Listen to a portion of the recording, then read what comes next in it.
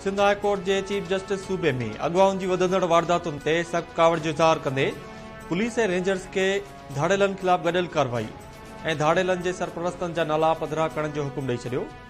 DG rangers पारां कचे में धाड़ेलन खिलाफ कार्रवाई लाइ रेंजर्स के पुलिस जा अख्तियार ॾियण जो मुतालबो। सिंध हाई कोर्ट में चीफ जस्टिस अकील अहमद अब्बासी की सदारत हेठि अमन अमान बाबत इजलास में IG सिंध डीजी रेंजर्स ऐं ॿियनि शिरकत करे ब्रीफिंग ॾिनी।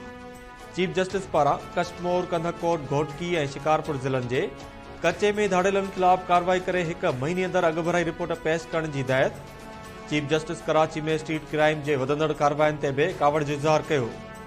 चीफ जस्टिस चयो त केर केतिरो भी ताक़तवर छो न हुजे, अमन अमान ख़राब करण वारनि खे अंजाम ते ही पहुचायो वञे। जी कराची में स्ट्रीट क्राइम समेत घोटकी, शिकारपुर और कश्मीर में भोंगल अगवा, रोड रॉबरी और बिन संगीन डोहन वारी सूरत में सिंध के चीफ जस्टिस अकील अहमद अब्बासी पारा जस्टिस कमेटी जो इजलास अज तलब किया। उनमें जो DG rangers, IG Sindh, Sukkur और लाड़काने जा DIGs, उनके अलावा ॼाणल ज़िलन जा SSPs आहिनि उहे ऐं बार एसोसिएशन जा जेके सदर आहिनि उहे लाॻापियल ज़िलनि जा अॼु इन इजलास में शरीक थिया।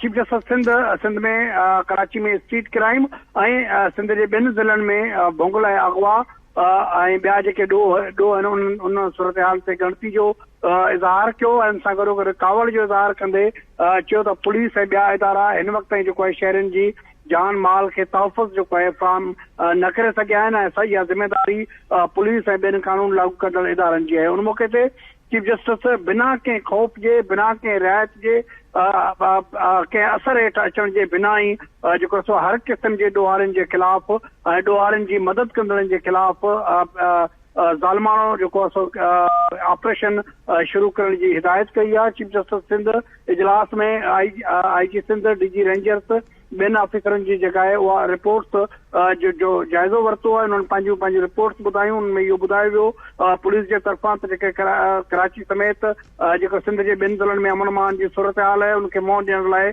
पुलिस मुख़्तलिफ़ हिकमत अमलनि जे तहत ऑपरेशन ऐं ॿियूं कार्रवायूं जेके उहे जारी रखंदी पई अचे। इहो लॉन्ग टर्म जेको प्रोसेस आहे उनमें ॿियनि इदारनि जो जेको सहकार आहे उहो बि असांखे घुरिजे। IG सिंध इजलास खे इहो ॿुधायो त असां कोशिश कयूं था त जेको बि क्राइम थिए उनजी FIR हर सूरत में लॉन्च थिए।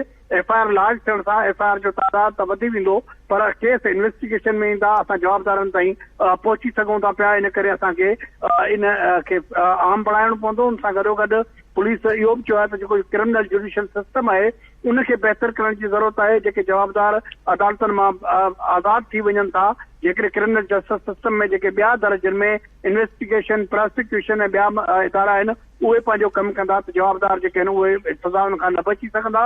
इन करे जेको असां चाहियूं था त जेको सॼो सिस्टम आहे उहो बहितर थिए। उन सां गॾोगॾु पुलिस बि पंहिंजी परफॉर्मेंस खे बहितर कंदी ऐं जेके सुठा ऑफिसर्स आहिनि, चूंड ऑफिसर्स आहिनि, उन्हनि खे लॻायो वेंदो। जेको परफॉर्मेंस न ॾेई सघंदो उन्हनि खे उहिदनि तां हटायो वेंदो। शहरनि जी जान माल ऐं इज़तनि खे जेको अवलियत हूंदी असांजी उन्हनि खे तहफ़ुज़ मुहैया थिए। जेके ख़ासि तौर ते रोड रॉबरीज़ ऐं रोड जा जेके क्राइम थियनि था उन्हनि खे रोकण जे लाइ हिन वक़्त बि असां तमामु घणा क़दम खया आहिनि ऐं वधीक बि जेको सो खयूं था। असां इन मौक़े ते जेको सो तव्हांखे इहो ॿुधाइणो आहे त डीजी रेंजर्स जे तरफ़ां जेको सो कराची में स्ट्रीट क्राइम ऐं ॿियनि ॾोहनि खे कंट्रोल करण लाइ कराची में रेंजर्स खे पुलिस जा अख्तियार ॾियण जी घुर कई आहे। ऐं तव्हांखे ॿुधाईंदो वञा त अॼु जेको हिन इजलास में जेको हाई प्रोफाइल ऐं जेको आला सतही इजलास हुयो उनमें पुलिस, रेंजर्स ॿई जेके इदारा आहिनि जेके कराची में कमु कनि पिया उहे उन्हनि पंहिंजूं रिपोर्ट्स हिते पेश कयूं आहिनि ऐं चीफ जस्टिस सिंध जेको आहे उहो IG सिंध,